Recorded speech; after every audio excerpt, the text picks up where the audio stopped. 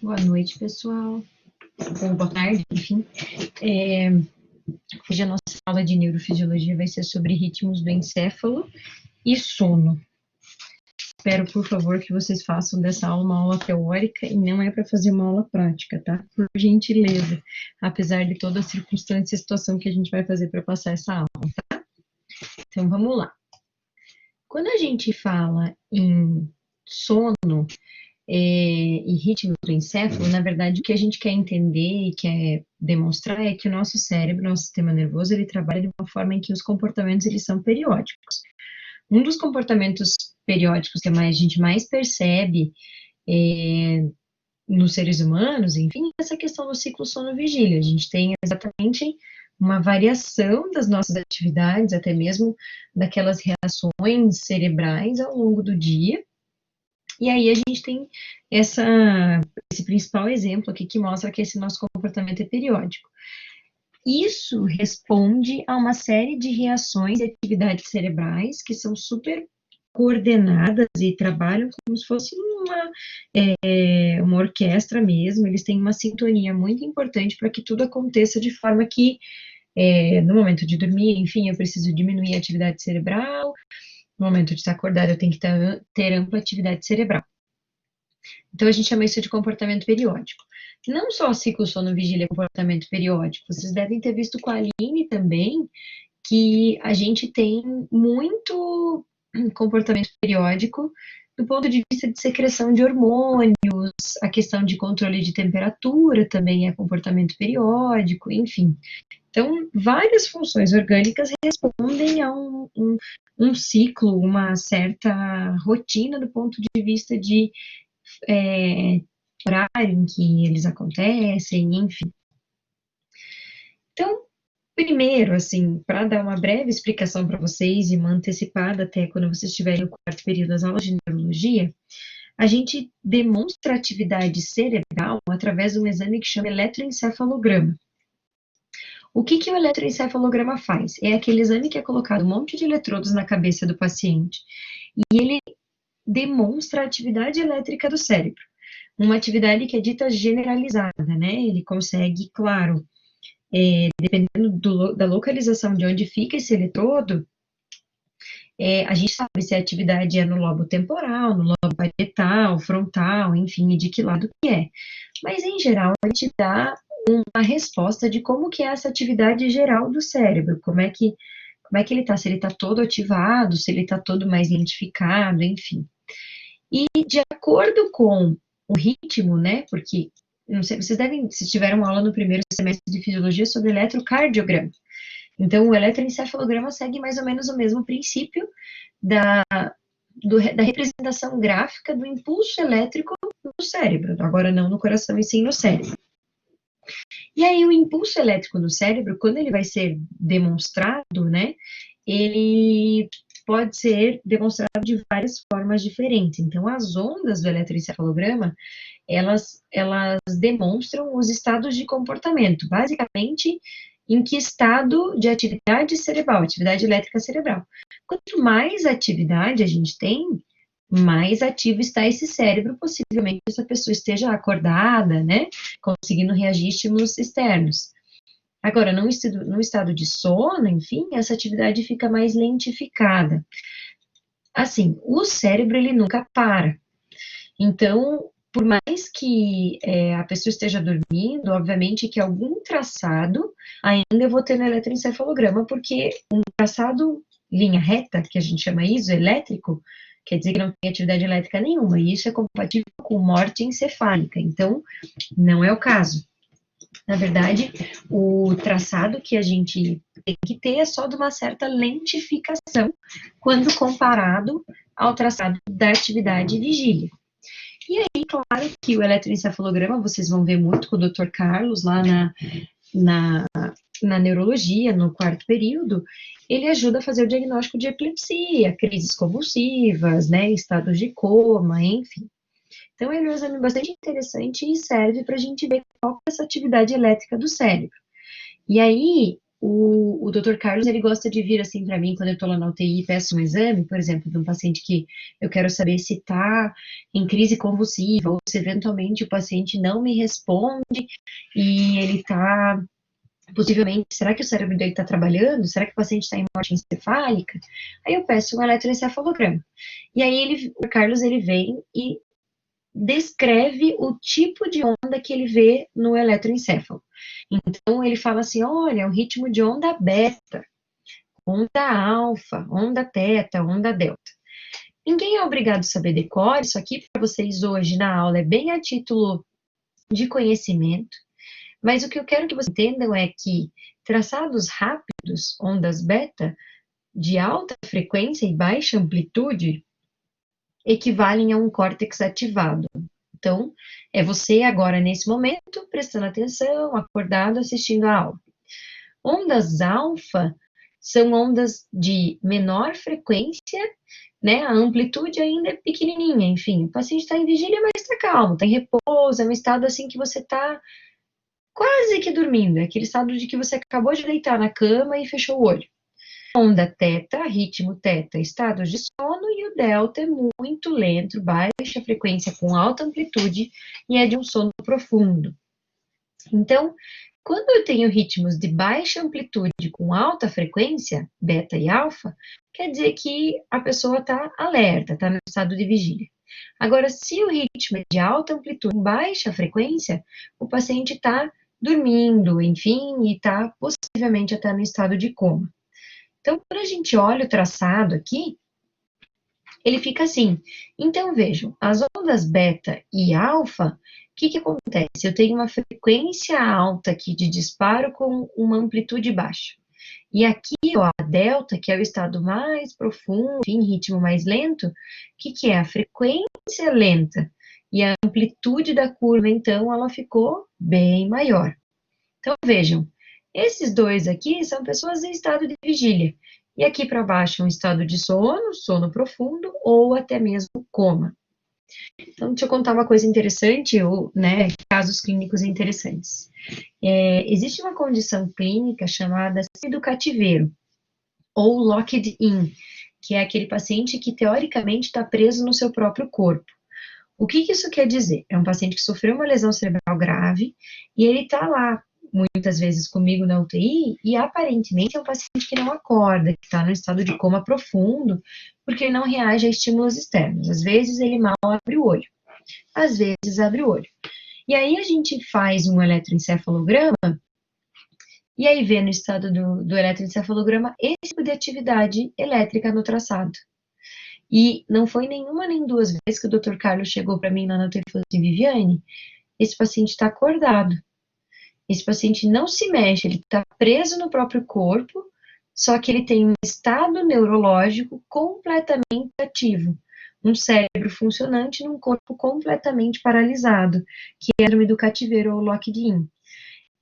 Então, vejam que é um exame super interessante que demonstra essas atividades elétricas e como que funciona o cérebro como em sintonia, um coordenado de atividade de múltiplos neurônios. E aí, a gente consegue saber, através desses traçados, como que está a atividade. Se o paciente, por exemplo, não acorda e a gente faz um eletroencefalograma e o Dr. Carlos observa lá, é um padrão de ondas delta, então é, na verdade, um padrão de coma profundo, né? Porque o paciente está um sono profundo, uma atividade elétrica do cérebro lentificada, pouco frequente, e aí por isso que a amplitude fica bastante alta. Então, só para a gente saber como que fica esses traçados e para a gente ter uma ideia, então, de como que é a representação gráfica da atividade cerebral. Então, quem que gera o ritmo do encéfalo, né? Por que o nosso encéfalo ele tem ritmo? Por que às vezes a gente dorme, às vezes a gente tem sono? Por que a gente acorda depois que a gente dorme? Enfim, por que tem esse ciclo, né? Então, basicamente, eu vou ter que ter uma atividade sincronizada dos neurônios. E aí eu tenho que ter algum neurônio que gere essa capacidade de coordenação da atividade de outros neurônios. E essa atividade aqui sincronizada desses neurônios, ela pode ser quando um neurônio, então a representação aqui da figurinha do lado esquerdo para vocês, quando um neurônio funciona como um relógio central ali, né? Ele é como se fosse o maestro de uma orquestra. E aí ele coordena a atividade, então é dito marca-passo, função de marca-passo, ou pode que um neurônio faça a atividade, enfim, faça uma influência aqui na atividade elétrica do neurônio adjacente ou próximo. E aí eu tenho que e todos eles trabalham em combinação coordenada para excitação ou inibição de uns aos outros, tá? Então, é porque os neurônios têm essa capacidade, ou porque um se torna o mestre, ou porque todos eles conseguem obedecer a um estímulo entre eles e eles conseguem se coordenar e se controlar. E é por isso que o nosso cérebro consegue trabalhar nessa fase de ciclos e ritmos, enfim, porque eles conseguem trabalhar de uma forma sincronizada, e isso é super importante para o nosso funcionamento cerebral.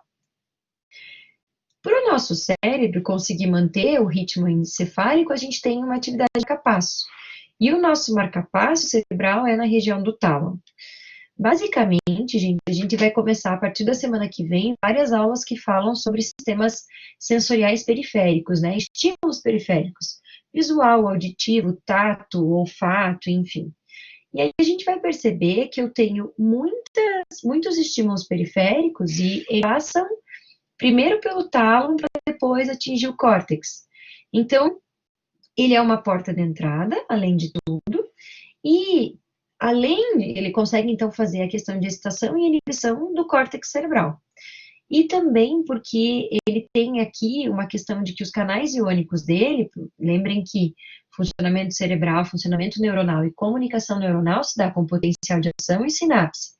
Canais iônicos dependentes de voltagem, e eles têm um padrão de descarga rítmica.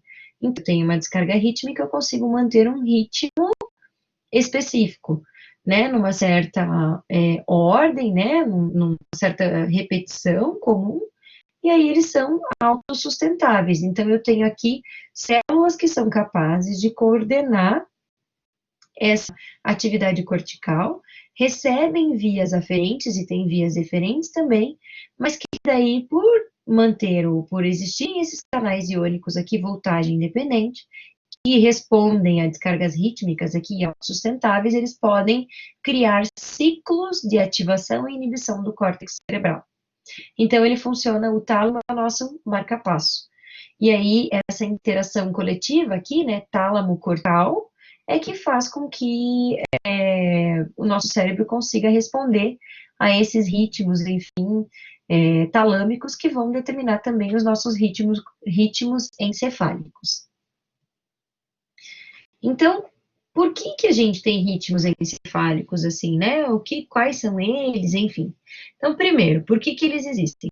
Pelas interações cooperativas dos neurônios. Lembrar que eles podem ser excitatórios ou inibitórios, aí pode ser local ou generalizado, né? O local onde eles acontecem. E, na verdade, a função do marca-passo e do ritmo, enfim, aqui encefálico, é que a gente consiga ter uma construção perceptiva única. Então, é importante a gente ter uma porta de entrada que consiga coordenar funções. O mundo, para a gente, independente da quantidade de estímulos sensoriais periféricos, tem que ser o mesmo. Eu não posso ter uma visão de uma coisa, uma audição de outra, né, o olfato de outra, a gustação de outra, enfim. Eu não posso. O meu circuito tem que ser sempre interconectado, o ritmo que responde aos estímulos periféricos precisam ser coordenados. Nossa atividade cerebral precisa ser coordenada para que a gente consiga ter raciocínio, pensamento lógico, numa cronologia, numa coordenação de função neuronal. E aí vamos falar do sono propriamente dito. Então, a melhor descrição de sono, assim, enfim, que eu acho, apesar de nem sempre ela ser tão verdadeira, é que o sono é um estado facilmente reversível de reduzida responsividade e interação com o ambiente. Então, esse aqui é o Felipe com 12 dias dormindo, ó.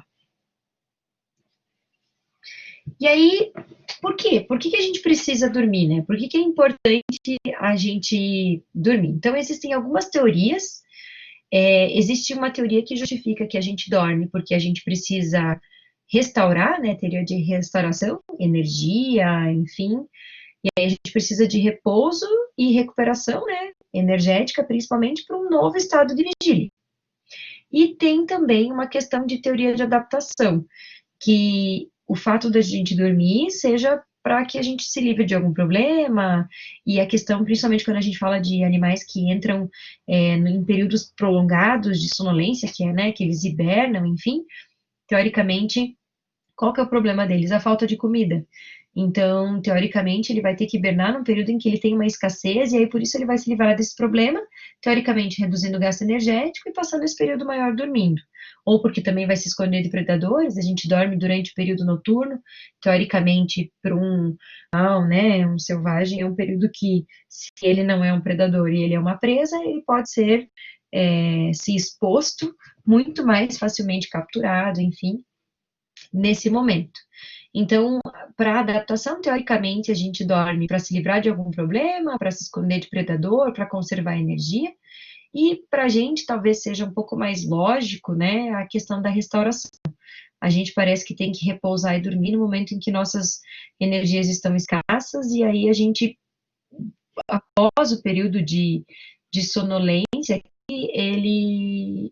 a gente consegue recuperar para um novo período de vigília. Então, talvez para a gente, isso aqui é uma teoria de adaptação, e na evolução, para a gente seja mais hoje a, a questão de adaptação.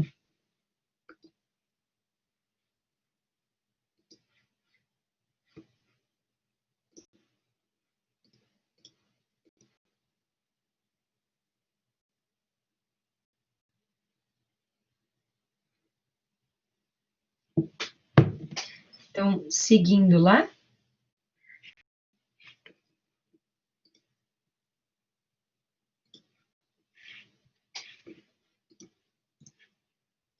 Então, o sono, ele vai ser dividido em dois períodos principais aqui. O sono, ele vai ser dividido em sono de movimento rápido dos olhos, e, então, sono REM, é falado, e o sono não REM. Que características que são importantes aqui para essas questões? As características importantes aqui do sono REM e do sono não REM são: vamos falar primeiro sobre o sono não REM. O sono não REM é o sono que a gente começa a dormir. Então, logo que você deita na cama e você fecha os olhos, a primeira fase do teu sono vai ser esse sono não REM. E, teoricamente, ele é o momento em que você diminui a tua atividade elétrica cerebral. Se a gente pudesse fazer um eletroencefalograma de uma pessoa dormindo e entrando na primeira fase de sono, esse eletroencefalograma ele teria um ritmo lento e de grande amplitude. Então, é aquele sono até mais profundo que tenha. É um sono que é chamado de ondas lentas. Então, é aquele estado que está repousando, enfim. Nesse momento de sono não REM, o que acontece? A pessoa está mais relaxada, reduz-se a tensão muscular, o movimento da pessoa é mínimo, mas ela pode fazer certos acertos de posicionamento, isso é bem possível de ser feito. Ela diminui a temperatura, diminui o consumo energético, enfim. E aí, a descrição aqui é que a descrição é que é um encéfalo ocioso em um corpo móvel. Agora, o sono REM, que é um sono de rápido movimento dos olhos, é um sono diferente. E ele só acontece depois que a gente passa por todas as fases do sono não REM. O sono REM, gente, é o momento em que acontecem os sonhos. E se um eletroencefalo pudesse ser traçado aqui durante esse sono não REM, desculpem, durante o sono REM, na verdade, ele seria um traçado de como se uma pessoa tivesse acordada, mas na verdade ela está dormindo. Então, ele é dito de sono paradoxal. A pessoa está dormindo, mas o traçado elétrico, enfim, do eletroencefalograma, é um traçado de um paciente acordado, em situação de vigília. Então, é falado que é um encéfalo ativo e alucinado. Mas, nesse momento, há, na verdade, uma redução, ou pelo menos uma ausência de comunicação com a medula. Então, a pessoa, ela perde o tônus muscular esquelético, então ela não consegue se movimentar e ela não consegue, ela tem a questão assim, ela tem movimento de músculo dos olhos e aqui dos pequenos ouvidos internos aqui, né, os pequenos músculos aqui do ouvido interno, mas ela não consegue mexer o corpo. Então, ela tem um cérebro ativo, mas ela não consegue se mexer. Então, encéfalo ativo e alucinado em um corpo paralisado. E o sono não REM é um encéfalo ocioso em um corpo móvel. Vamos entender essas fases certinho. Então, quando a gente vai dormir, o que acontece? O nosso sono não é assim, você pega, deita, dorme profundamente e acorda no outro dia, simplesmente a hora que você começa a superficializar. Na verdade, durante o sono, você passa por várias fases. Então, vejam que o azulzinho aqui, né, então são as fases. Então, eu tenho a fase do acordado, daí eu tenho o estágio 1 aqui, do sono, estágio 2, estágio 3, estágio 4. Então, eu tenho 4 fases do sono REM. Desculpem, do sono não REM. E aí, essas faixas brancas aqui, gente, são do sono REM. Então, o que acontece? Você dorme, aprofunda, aí você superficializa, aí você aprofunda de novo, aí você superficializa, aí você aprofunda de novo. E no meio do teu profundo, você faz uns períodos de sono REM. E aí, o que eu quero que vocês já percebam nesse gráfico aqui? Que, na verdade, o sono REM, ele aumenta o tamanho, ou aumenta a sua duração, conforme mais tempo você passe dormindo. Então, isso é um detalhe super importante para vocês para a vida. Então, o que quer dizer? Durante o sono não REM, a gente tem fases, e essas fases estão nos próximos slides ali, eu explico o que quer dizer, como é que a gente está em cada uma das fases. E aí a gente superficializa, mas aí a gente dorme de novo, superficializa, dorme de novo. E aí, no meio disso tudo aqui, ou quando a gente está num sono mais profundo, a gente faz um período de sono REM.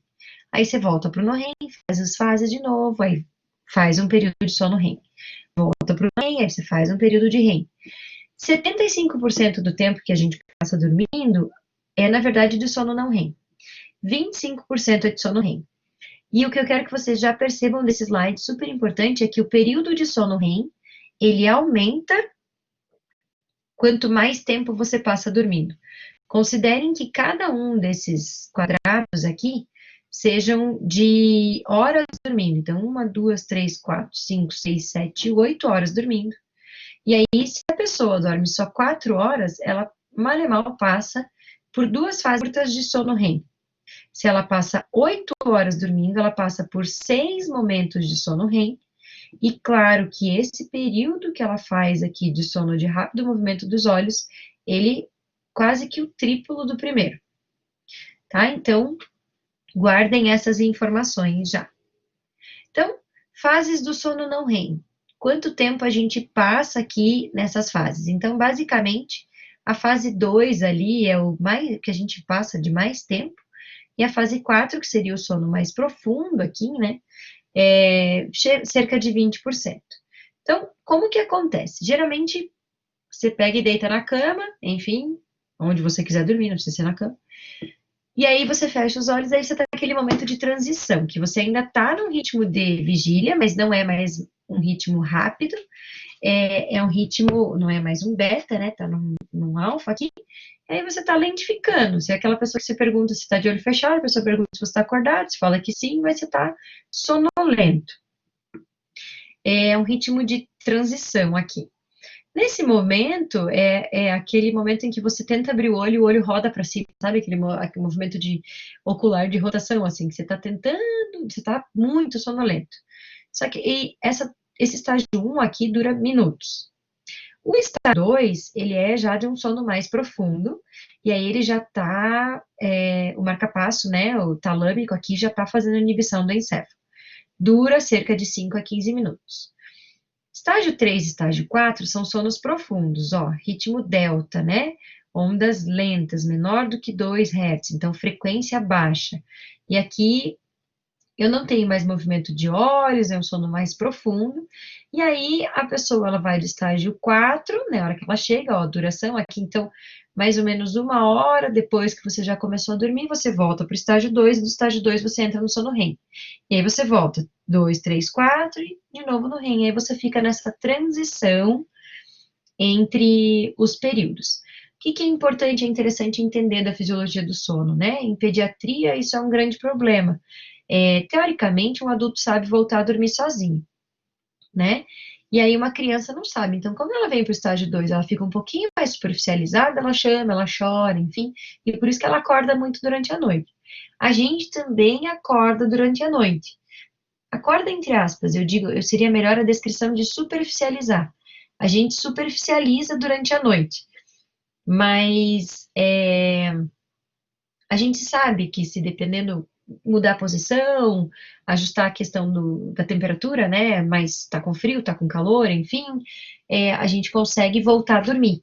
E essa estratégia do saber voltar a dormir é que um bebê não sabe. Em geral, ele não sabe dormir sozinho, e é isso que ele, por isso que ele chama a mãe, chora, enfim, tem toda essa questão da superficialização e das estratégias para conseguir voltar a aprofundar o sono. Aí, quando a gente vê a questão do traçado aqui, né, gente? Então, o que que eu tenho? Vejam, esse gráfico aqui, ou essa figura é super interessante porque ela mostra exatamente como que é o padrão do eletroencefalo e durante todos os estágios do sono. Então, vejam, a pessoa está acordada lá, né, acordada aqui, ó, onda alfa, vigília, enfim, beleza. E aí ela entra no estágio aqui, ó, no roxinho, tá? É o que eu tenho de estágios de sono, não REM. Ela entra no estágio 4, sono profundo. E aí vejam que ela tem os rompantes aqui, que para você está, né, a gente tem na figura, que são as faixas em que o paciente passa, a pessoa passa em estágio de sono REM. Olha só, os traçados aqui, eles aumentam bastante a amplitude. Eu sei que o traçado é ruim, ele é pior que o eletrocardiograma, acreditem em mim.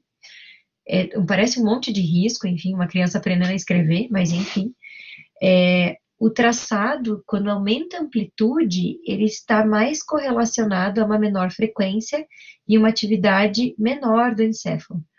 Quando o traçado é de baixa amplitude aqui e frequência mais alta, é que realmente parece que a pessoa está dormindo, mas nesse caso aqui é, na verdade, um padrão de que a pessoa esteja num sono, no momento em que ela está num sono de rápido movimento dos olhos.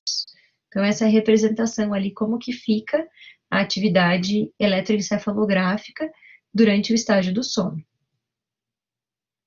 Tá, falamos do sono não REM, e agora vamos falar do sono REM. Durante o sono REM é que acontecem os sonhos, tá? E por que os sonhos acontecem? Enfim, qual que é a justificativa que a gente tem? Então, eu vou falar de sonhos do ponto de vista de interpretação neurofisiológica e não interpretação de sonho psicologicamente falando, ok? Quando eu falo em sono REM e o acontecimento dos sonhos, o que acontece? Sono REM é um cérebro ativo, alucinado num corpo imóvel. Então, se é um cérebro ativo, e se quando a gente faz a representação eletroencefalográfica durante o sono REM, o cérebro parece que acordado, quer dizer que o cérebro está ativado. É um cérebro, teoricamente, de uma pessoa acordada, mas na verdade ela está dormindo. O que é uma pessoa acordada? É múltiplas áreas cerebrais funcionando. Essas múltiplas áreas cerebrais funcionando nada mais são do que córtex ativado. O que acontece? Durante o sono REM, a gente tem que neurônios pontinos via tálamo, que era quem estava gerando a inibição para acontecer o sono não REM, tem um escape, vamos dizer assim, e ativa áreas corticais.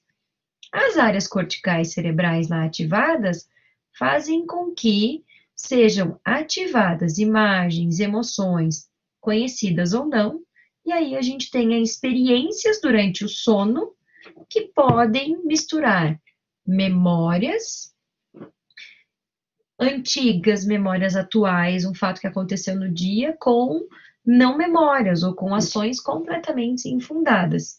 Então, como é uma atividade que é dita semi-aleatória aqui, o sonho não obrigatoriamente ele tem sentido. Ele pode ser estranho, enfim, porque na verdade você está resgatando de forma não aleatória, não organizada e sincronizada, vários tipos de memória. Pode ser uma pessoa com quem você cruzou no dia, pode ser uma memória de uma pessoa que você tem um apreço muito forte, você tem uma memória a ser resgatada no teu cérebro bastante forte. Enfim, várias são as explicações, enfim, para que a gente tenha a questão do nosso sonho. Então, o que é super importante da gente entender? É que durante o sono REM, por conta da atividade cerebral, é que a gente faz a integração ou a consolidação da nossa memória. Então, vejam que importante é essa informação. E é uma das coisas que eu acho que vocês precisam levar para a vida. Se eu falei para vocês, há alguns slides atrás, que para que a gente tenha bastante sono REM, a gente tem que dormir mais, não basta dormir 2 ou 3 horas, porque aí o nosso sono REM é curto. E agora eu venho nesse slide com a informação para vocês que durante o sono REM é quando a gente consolida a memória, eu estou aqui mais do que confirmando ou afirmando para vocês que não adianta passar a noite inteira estudando para uma prova. Ah, professora, adianta, no desespero adianta. Não adianta. Adianta estudar, adianta muito mais você estudar antes e dormir, estuda, vai ter uma vida saudável, dorme bem, não durma só 4 horas por noite, porque tá aqui a justificativa do porquê que a gente, tendo um cérebro bem descansado, a gente consegue lembrar melhor das coisas, porque é exatamente nesse período que a gente consolida a memória. E aí a gente tem algumas coisas que, geralmente nessa aula, obviamente, se a gente estivesse dentro da sala de aula, é uma aula bem comprida, porque vocês gostam de perguntar e é um assunto que é muito interessante de se estudar, né? O que são as doenças, enfim, né? O que acontece, por exemplo, professora, e o sonambulismo, né? Então, olha, o sonambulismo, o que ele acontece? Geralmente, durante um sono não REM. Por que tem que ser um sono não REM? A pessoa não está sonhando. Porque no sono REM, eu já expliquei para vocês que a pessoa não se mexe. Teoricamente, é um corpo ocioso, certo? Agora, no sono não REM, é a pessoa dormindo profundamente, mas num corpo que, teoricamente, é plausível de movimento. E aí, tem uma doença que geralmente acontece aqui durante o primeiro estágio do estágio 4, lá do sono profundo, a pessoa tem, então, essa atividade motora. Geralmente quando criança, mas pode ser também adulto, e aí a pessoa pode ver, ó, olhos abertos, movimentação pela sala, pela casa, enfim, e aí não adianta querer acordar porque a pessoa está muito sonolenta, ela está no estágio mais profundo do sono. A única coisa que você deve fazer, gente, é voltar a pessoa para a cama. E possivelmente na manhã seguinte ela não vai lembrar de nada. Professor, eu falo durante o sono. Essa correlação aqui é soniloquência, e geralmente é confuso ou sem sentido, tá? Então, se você quiser gravar o que você fala, enfim, geralmente não tem muito sentido. E essa questão do terror noturno. Teoricamente, terror noturno é uma desordem da pediatria lá, que acontece com crianças entre 5 e 7 anos, e a criança acorda gritando, desesperada, enfim, e ela não acorda. Ela só tem a gritaria, parece que ela tá aterrorizada, e logo depois, assim, deu 10 minutos, ela volta a dormir. E na manhã seguinte ela não lembra de nada, ou possivelmente ela acorda normal, como se nada tivesse acontecido. E na questão de terror noturno, enfim, ela não é pesadelo. Ela é simplesmente uma fase aqui que acontece durante o sono REM. E aí, então, os pesadelos que acontecem durante o sono REM. Mas aqui, ó, o que eu tenho do terror noturno é entre o estágio 3 e o estágio 4 aqui do sono não REM, tá? E a pessoa, tipo, tem esse pânico, enfim, a pressão arterial dela geralmente sobe, batimento cardíaco também, mas no outro dia, teoricamente, ela não tem memória disso tudo. Geralmente melhora aí sem tratamento específico.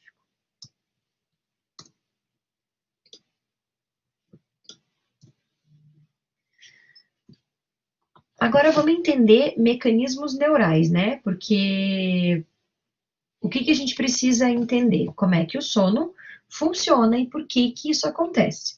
Então, a gente já entendeu quais são as fases do sono, como ele acontece, e agora vamos entender o processo neural, o neurotransmissor que modula isso daí, e essa questão aqui inibitória de motos neurônios medulares. Então, por que a gente dorme? Por que nosso cérebro entra em estágios de atividade sincronizada cerebral? Porque o tálamo trabalha como marca-passo. E ele aí vai ter uma atividade oscilatória que vai ativar ou pode até inibir através da liberação de neurotransmissores. E esses neurotransmissores vão modular a atividade elétrica cerebral e também podem modular durante, dependendo do estágio do sono, a inibição de neurônios motores da medula para que o corpo fique em paralisia, certo? Fique paralisado. Então, tem que lembrar da aula da semana passada, né? Da última aula, na verdade. A gente tem aquele nosso sistema que é sistema reticular ativador ascendente. O que acontece, gente? Lembram que a gente tinha células do locus cerúleus, ou ceruleus, enfim, núcleos da RAF, células do tronco, enfim, que liberavam noradrenalina, serotonina, acetilcolina. Neurônios da base do mesencéfalo também que liberam histamina. O que eu preciso que vocês entendam? Que a liberação desses neurotransmissores aqui está relacionada, na verdade, com o aumento da excitabilidade do córtex cerebral. Atividade, momento de vigília. E aí, o que acontece para que a gente possa adormecer? A gente precisa diminuir essa taxa de disparo desses neurotransmissores, né? Dos neurônios que liberam esses neurotransmissores. Noradrenalina, serotonina e acetilcolina. Quando a gente reduz a liberação desses neurotransmissores, a gente entra naqueles fusos do sono e uma redução importante faz com que a gente entre naquele ritmo delta, que é o ritmo mais lento do ponto de vista de frequência do eletroencéfalo, que é aquela representação do nosso sono profundo. Então, o que acontece? Quando eu tenho uma sincronização aqui da atividade, né, do interconexão neural no tálamo e tálamo cortical, reduzindo o disparo dos neurônios que liberam esses neurotransmissores, o nosso encéfalo vai responder de uma forma em que ele vai diminuindo a sua atividade. E aí, por isso, enfim, é que a gente vai entrando no estado de sonolência. Então, o que acontece aqui, ó? Vejam, do lado de cada figura eu tenho estado de vigília. Do lado de cá eu tenho estado de sono. O que eu preciso entender? Lembrar que glutamina é um neurotransmissor excitatório e GABA é inibitório. Então, o que acontece? Se eu chego lá no tálamo e faço a inibição, lado esquerdo da figura para vocês, e aí minha atividade, meu potencial de ação gerado vai ser só em salvas, porque é praticamente como se fosse uma atividade de escape, eu entro, então, o meu córtex está pouco ativado e eu entro num eletroencefalograma de ondas lentas, sono. Se eventualmente eu tenho uma excitação aqui da minha região talâmica e potenciais de ação sendo gerados de modo contínuo, o que eu vou ter? Atividade elétrica de alta frequência, eu vou ter um estado de vigília do meu cérebro. Então, para que eu consiga dormir, eu preciso reduzir a taxa de disparo dos meus centros cerebrais que estimulam a atividade. Durante o sono não REM, pessoal, a gente diminui muito a atividade de tudo. Agora, a gente tem uma fase do sono, que a gente já falou que é o sono REM, em que eu tenho um cérebro ativo num corpo ocioso. O que acontece do ponto de vista neural, né, neurofisiológico, para que a gente tenha um sono REM? Basicamente, eu tenho uma atividade de córtex cerebral, e aqui ele está falando uma atividade extraestriatal. O que isso quer dizer, gente? que, na verdade, o córtex estriado é o córtex visual primário. Mas se a pessoa está de olho fechado, ela não está enxergando nada. Então, na verdade, eu não tenho ativação de córtex visual primário, mas eu tenho ativação do sistema límbico, porque a gente tem emoções durante o sono. A gente tem pouca atividade aqui, ó, do lobo frontal, a gente não tem integração. E a gente tem a inibição dos lobos desculpe, aqui do tronco encefálico e dos neurônios motores espinhais para que o corpo fique paralisado. Então, durante o sono REM, eu tenho uma atividade do cérebro em resposta a nenhum estímulo sensorial periférico. Você enxerga coisas de que você realmente não está vendo, porque teu olho não está aberto, e porque aquilo que você está enxergando, de fato, não está acontecendo.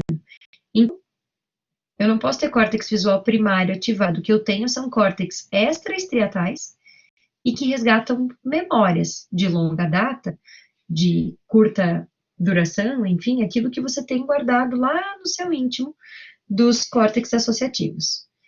E aí, o que eu tenho? Que eu tenho um controle aqui desse sistema modulatório difuso da ponte, que responde à acetilcolina. Então, o neurotransmissor, que é o responsável pela atividade do sono REM, é a acetilcolina. Locos cerúleos e núcleos da RAF com noradrenalina e serotonina, eles estão diminuídos do ponto de vista da sua atividade. Então, o que acontece, gente? Por que acontece o sono REM? A gente viu que o sono não REM nada mais é do que tálamo inibido, e aí eu tenho uma atividade elétrica do ritmo lento, ondas delta, a pessoa dormindo. Mas durante o sono REM, o que acontece é que eu não tenho noradrenalina, não tenho serotonina para ativar o cérebro, mas de repente aquele núcleo reticular pontino liberou, fez um pulso de acetilcolina, como se eu tivesse feito uma dose alta de acetilcolina. E essa dose alta de liberação de acetilcolina foi lá no tálamo, ativou o tálamo, do ponto de vista de potencial de ação, e aí o tálamo foi lá e ativou o cérebro num traçado que parece da pessoa que está acordada. Mas, na verdade, a pessoa não está acordada, ela está dormindo. Então, vejam o traçado aqui embaixo. Tempo decorrido em horas de sono, taxa de disparo. Então, eu tenho curva vermelha, acetilcolina, e curva azul, noradrenalina e serotonina. Então, vejam, eu tenho uma variação pequena de serotonina e noradrenalina aqui durante o sono, mais baixa, a pessoa está dormindo. Agora, vejam como a acetilcolina, o disparo, o aumento da quantidade de acetilcolina está relacionado com o sono REM. Esse slide aqui, eles nos dá uma possibilidade de que a acetilcolina é o neurotransmissor do sono REM, e se durante o sono REM, é o momento em que a gente tem experiências, ela é o neurotransmissor do sonho e o neurotransmissor da consolidação de memórias, porque é sempre nesse período que a gente tem todas essas funções, esses acontecimentos. Agora, por que a gente dorme, né, gente? Por que a pessoa dorme? Então, existem várias explicações, enfim, e algumas delas são, por exemplo, por que a gente tem mais sono quando está doente? E aí tem uma suposição de que esse peptídeo muramil aí, liberado por bactérias, gere sonolência, gere a indução do sono. O acúmulo de citocinas também podem causar o sono. Por exemplo, quanto mais tempo a gente fica acordado, mais a gente acumula essa interleucina, seria um exemplo, e aí, por isso a gente teria sono. Então, por isso que quanto mais tempo você passa lá 24, 36 horas, 48 horas acordado, obviamente você vai estar no estado de sonolência ou com sono, sentindo muito sono. A adenosina, ela é um inibitório sobre o sistema modulador difuso aqui. Então, teoricamente, substâncias de adenosina fazem com que a pessoa fique mais acordada. Teoricamente, o café seria como se fosse uma dessas substâncias assim que estimularia o sistema modulatório a manter a pessoa acordada. E a gente também tem fator indutor do sono exatamente pela luz, a questão da produção da melatonina. A melatonina, ela tem a sua liberação inibida pela luz. Então, quando começa a escurecer, né, por isso que a gente sente sono no período da noite, é que quando começa a escurecer, a gente começa a produzir, liberar mais melatonina, e isso aqui é um fator indutor de sono. Certo? Então, com relação ao sono, era isso que eu queria dizer para vocês. Só para terminar falando aqui um pouquinho sobre outros ritmos circadianos, né? Então, o ciclo sono-vigília é um ritmo circadiano, mas a gente tem outros também. E quando eu falo em circadiano, é aquele ritmo que dura mais ou menos um dia, né? Aproximadamente um dia. E coordena a questão de comportamento. A gente tem muitas funções orgânicas aqui que respeitam esse ritmo circadiano. Temperatura, fluxo, nível hormonal, taxa metabólica, enfim. Então, vejam que a gente tem ritmo circadiano, ciclo sono-vigília é ritmo circadiano. Mas a nossa temperatura, vejam, durante o sono, né? A gente desce bastante a temperatura e volta a subir, enfim, 1 hora antes da gente dormir, teoricamente, é o horário em que a gente está mais gelado. E aí fica uma temperatura mais alta ao longo do dia, ela volta a cair durante a noite. Questão da liberação do hormônio do crescimento, vocês viram com a Aline, né? Que a gente precisa dormir, ó, vejam que o pico da liberação do GH, ele se dá durante o sono. Questão de liberação de cortisol, isso aqui é super importante, eu tenho um pico no início da manhã, e aí ele vai decrescendo conforme a noite. Isso é super importante para a gente entender, porque quando a gente prescreve corticoide para tratar um paciente, para simular o fisiológico, é melhor ser administrado próximo às 8 horas da manhã.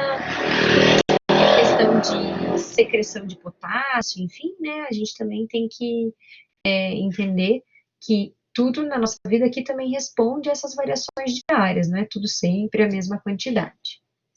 Teoricamente, um ritmo circadiano, a gente tem uma influência de fatores ambientais, principalmente luz e escuridão.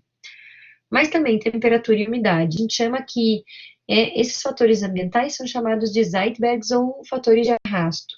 Então, o gráfico aqui, o exemplo é de uma pessoa que foi colocada numa sala sem variação de luz externa, sem variação de temperatura e sem variação de umidade. Então, aqui, a linha contínua é durante o sono, o triângulo é a menor temperatura do dia e a linha tracejada é a pessoa acordada. Então, vejam que numa situação natural, ela mantém sempre mais ou menos o ritmo circadiano, ciclo sono-vigília e de temperatura, muito interessante. E aí ela é colocada num período aqui de 25 dias em livre curso, ó, ficou em isolamento, sem esses fatores ambientais. Então, vejam como é interessante que sem esses fatores de arrasto, ela foi praticamente um dia para frente aqui, ou pelo menos 18 horas para frente, do ponto de vista de dormir. Eu costumo dizer que esses livre cursos são vocês nas férias, né? Vocês invertem sono-vigília, muitas pessoas, o dia inteiro, fica a noite inteira acordada, enfim. Vejam como a temperatura, ela muda o momento também, em que ela vai ser a temperatura mais baixa do dia, né, a temperatura corporal. E olha que interessante, quando colocado novamente, né, num dia de 24 horas, com todas essas variações aqui, a pessoa, ela retorna, vejam como ela segue no primeiro dia e depois ela fica sempre no mesmo, né, eu tenho a luminosidade, eu tenho a resposta neurológica a esses estímulos externos, e aí eu consigo manter sempre um ciclo muito semelhante ali do ponto de vista de tempo e as variações ao longo do dia. Mas por que a gente tem essa variação? Por que nosso corpo responde a tudo isso? Por conta do hipotálamo. A gente falou sobre ele na semana passada, na outra semana também, sobre controle químico do encéfalo, enfim. E aí, perto aqui do hipotálamo, a gente tem também essa região que é chamada de núcleo supraquiasmático. Também estão na borda do terceiro ventrículo ali. Quando a gente tiver aula de sistema visual, vocês vão ver que o núcleo supraquiasmático, ele recebe feixes direto lá da retina. Ó, trato retino hipotalâmico. Então, quer dizer que tá vindo uma informação neural lá da retina direto para o hipotálamo. Por quê? Porque eu preciso ser informada se está claro, se está escuro. E essa questão dessa luminosidade, ela inclusive vai estimular, então, essa questão que está de dia, tem que acordar, está de noite, tem que ficar com sono, vamos começar a liberar a questão de melatonina, enfim, ó, a questão da melanopsina aqui, que são o fotopigmento, né, liberado pelas células ganglionares, não depende, claro, de cones e bastonetes aqui, mas a luminosidade ela é importante para estimular a liberação da melatonina que vai modular e vai estimular a questão do sono, né, pelo menos da indução do sono. Então, quando a gente fala sobre os ritmos circadianos, a gente tem, normalmente, eles acontecem que cada célula funciona como um relógio, eles não têm como o ciclo sono-vigília, que a gente tem o tálamo como a função de marca-passo, que a informação que vem da retina, a questão da luminosidade, ela é um importante fator aí para o controle, né, com a correlação daquele trato retina-hipotalâmico, e tem essa comunicação neurônio-neurônio ali no núcleo supraquiasmático. Teoricamente, daí a gente não sabe exatamente essa comunicação. Eu tirei até esse slide quando você vai estudar essas questões no BER. Ele fala se pode ter um sinal químico, será que tem uma sinapse elétrica e aí essas células elas são eletricamente acopladas a ponto de comunicarem e mandarem esse estímulo? Será que as células da glia têm alguma participação do ponto de vista de controle para que haja um funcionamento dessa região ali de forma sincronizada e coordenada? O fato é que as células elas respondem e trabalham em conjunto para que o ritmo circadiano seja respeitado e sempre repetido, né? É praticamente uma rotina. Então é isso, pessoal, que eu tinha para falar dessa aula. É uma aula super interessante, assim, do ponto de vista neurológico, é muito interessante saber de sono. A gente tem que entender, já juntar a aula da semana passada sobre controle químico do encéfalo, e aí entender que esse controle químico do encéfalo tem interferência no sono, do porquê que a gente tem, então, noradrenalina e serotonina ativando lá o cérebro para que a gente fique acordado, tenha controle de humor, etc. E aí, de repente, a gente diminuir o pulso, a liberação desses neurotransmissores aí para que a gente consiga entrar nos estágios de sono. Lembrar dos dois estágios, sono não REM, sono REM, que a gente precisa dormir 8 horas para ter bastante sono REM, que o sono REM é importante porque é o momento de consolidação de memória, é o momento em que a gente sonha, e é um sono, o cérebro está ativo e o corpo paralisado. O sono não REM é aquele sono profundo, teoricamente o reparador, né, que parece que a gente descansou, e que é um cérebro ativo, né, ou na verdade o cérebro, desculpem, é ocioso num corpo que pode ser ativo. Então isso é bem importante a gente entender os mecanismos mais do sono, do ponto de vista da liberação dos neurotransmissores. A gente responde para que a gente tenha esse ritmo tanto de ciclo sono-vigília como todos os outros ritmos circadianos que o nosso corpo tem a fatores ambientais, isso é super importante. É muito interessante a gente perceber isso quando a gente viaja e tem, por exemplo, um fuso muito diferenciado ali, você percebe que você quer dormir durante o dia, mas ao mesmo tempo não é a mesma coisa, porque falta a liberação da melatonina naquele momento em que há de baixa da luminosidade durante o dia, justamente porque a gente tem o nosso reloginho lá das células do núcleo supraquiasmático respondendo a tudo isso, e podendo mostrar para a gente que a gente tem um processo neural integrado aqui com os nossos fatores de arrasto, ou os Zeitbergs aí, que são aqueles estimuladores aí de ciclos circadianos. Era isso. Eu desejo para todos vocês bons estudos, e dúvida a gente está sempre à disposição.